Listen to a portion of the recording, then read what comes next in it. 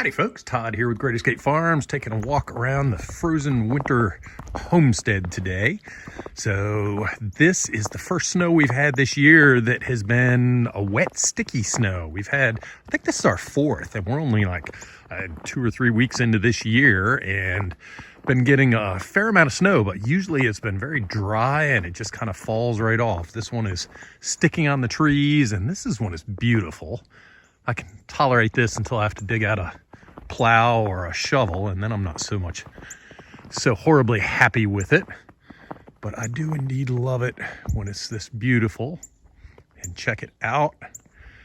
And not much else I can do on the homestead, but just kind of hang out in the house, enjoy the family and the good cooking, and got a couple ferments going, doing a little bit of indoor planting and stuff going on. Run on down and show you what the field looks like. Just gorgeous out here. And the birdies are not out today. This is one of the less than half a dozen times a year that their coops are not opened up. So a lot of people have asked, why do I have a run in their coop if I have such a large free range area? So the guineas have free range to about 2.5 acres. And the chickens have free range to this entire section right here.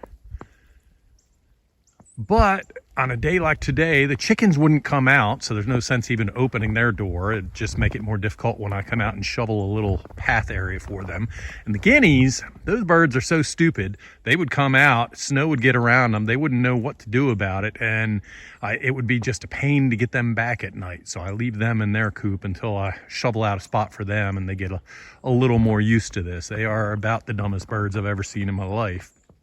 But just wanted to share a little bit on the homestead here, show you what it looks like. It is just a lovely, beautiful day. And like I say, no work today outside anyhow.